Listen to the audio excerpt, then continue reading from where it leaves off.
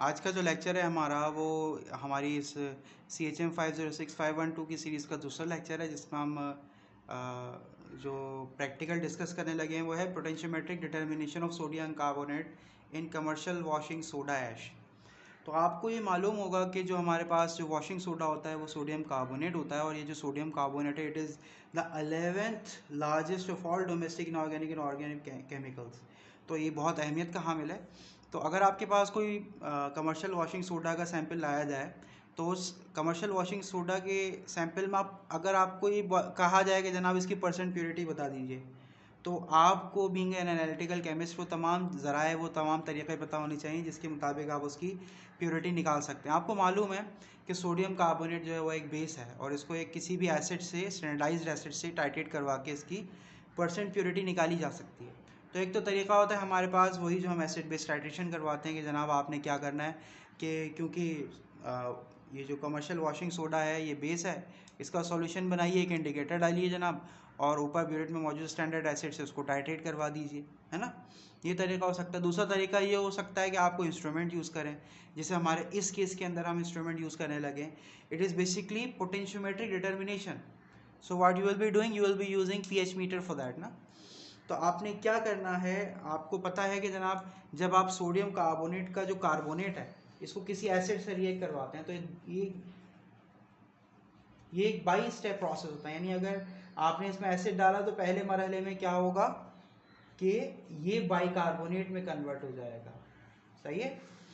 अब दूसरे मरहले में जब ये तमाम का तमाम कार्बोनेट H+ से कंबाइन होकर बाइकार्बोनेट में कन्वर्ट हो गया, अब ये जो बाइकार्बोनेट है सेकेंड स्टेप में ये प्रोटॉन यानी हाइड्रोजन से मिलकर ये कन्वर्ट हो जाएगा कार्बन डाइऑक्साइड और पानी के अंदर, है ना।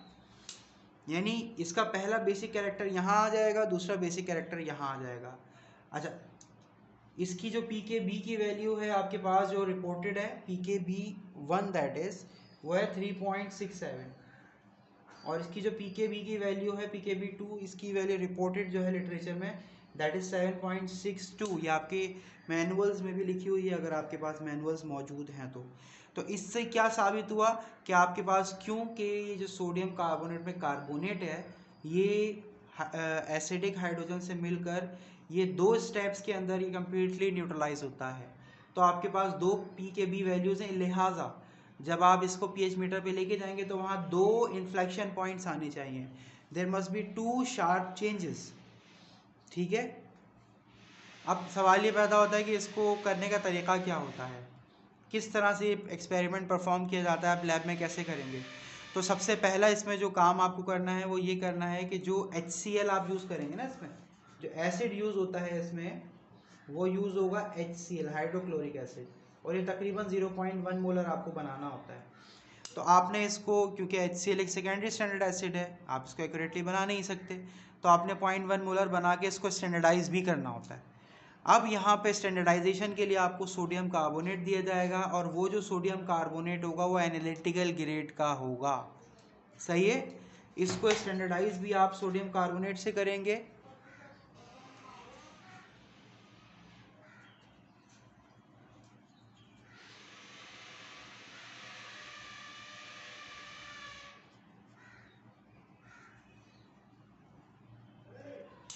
अब आपने स्टैंडर्डाइजेशन के लिए क्या करना है कि आपने तकरीबन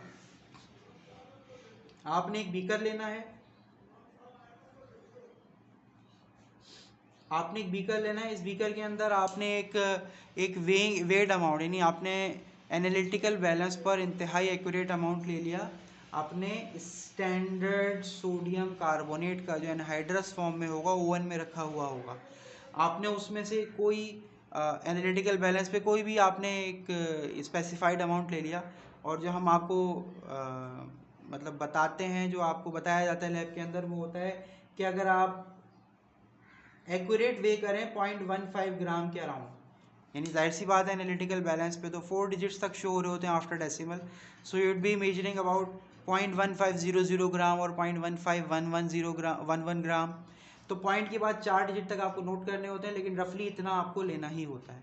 तो आपने ये लेकर, ये जो अमाउंट है ये लेकर आपने डाल दिया इस बीकर के अंदर। इस बीकर के अंदर आपने फिर क्या करना है, इनफ पानी डाल देना है, यानी तकरीबन 100 ml के करीब आप पानी डाल देंगे तो ये डिज़ोल्व हो जाएगा पूरा।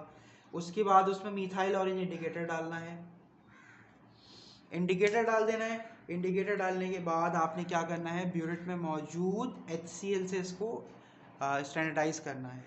जहाँ पे कलर चेंज आ जाए वहाँ पे आपने वॉल्यूम नोट कर लेना है और उसके बाद उसके ज़रिए आपने HCl की कंसनट्रेशन निकाल लेनी है। आपको मालूम है कि अगर आपने 0.15 ग्राम सोडियम कार्बोनेट लिया है या जो भी अमाउंट आपने वे किया है तो उसको आप डिवाइड कर दीजिए सोडियम कार्बोनेट के मोलर मास से, आपके पास नंबर ऑफ मोल्स निकल के आ जाएंगे जो सोडियम कार्बोनेट के इस बीकर में मौजूद होंगे, है ना। आपको मालूम है कि सोडियम कार्बोनेट और HCl का जो मोल रेशियो होता है, यानी 1 mole of sodium carbonate will react with 2 moles of HCl। तो आपके पास HCl के मोल निकल के आ जाएंगे कि जनाब इतने मोल मौजूद थे, यानी इसके जितने भी मोल थे उसको डबल कर दें तो वो जो HCl के मोल्स आ जाएंगे उसको आप वो जो ब्यूरेट का जो वॉल्यूम कंज्यूम हुआ होगा HCl का उस वॉल्यूम से आप डिवाइड कर दीजिए तो HCl की मोलैरिटी निकल के आ जाएगी। तो इस तरह से HCl की मोलैरिटी आप निकाल लें, है ना। तो HCl की मोलैरिटी जब आप निकाल चुके होंगे उसके बाद आपने क्या करना है, उसके बाद आपने दोबारा से बीकर लेना है 250 ml का। अब आपने क्या करना है, दोबारा से अपना सैंपल वे करना है जो आपको दिया जाएगा कमर्शियल वॉशिंग सोडा का।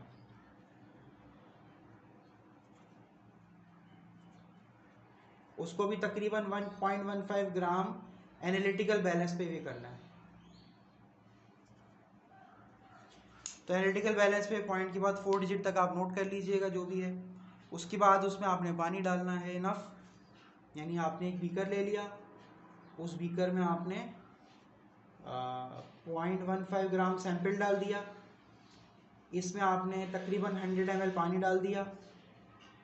पानी क्यों डाला, ताकि ये सॉल्व हो जाए पानी में और उसमें जो हम pH का इलेक्ट्रोड डिप करने वाले हैं, ये pH इलेक्ट्रोड है ना।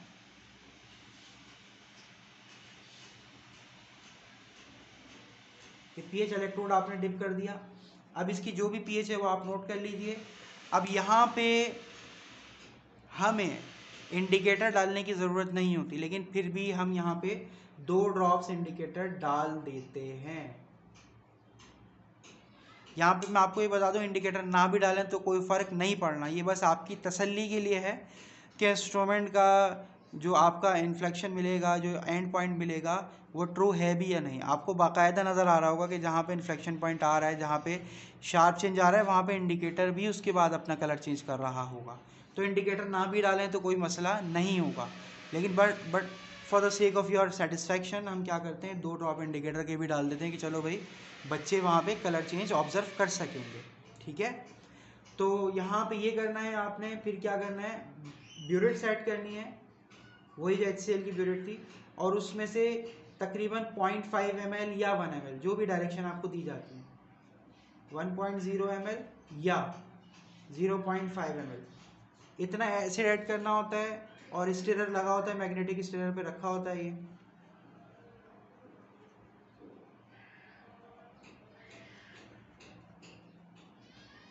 तो मैग्नेटिक स्टिरर क्या करता है, सॉल्यूशन को घुमाता रहता है।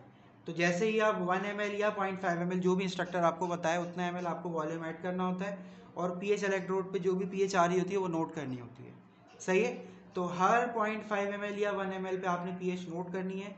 तो आपको क्या होगा, जब आप कोई ग्राफ प्लॉट करेंगे ना जिसमें एक्स एक्सिस के ऊपर वॉल्यूम चल रहा है और वाई एक्सिस के ऊपर pH चल रही है, तो क्योंकि सोडियम कार्बोनेट है, बेस है, स्टार्ट होगा बेसिक pH से, यानी अगर हम pH की स्केल को सेट करें तो 10 या 11 पे कहीं जाके 10 या 11 पे शुरू होगा ग्राफ, और इस तरह से कोई ग्राफ आपके पास आ रहा होगा।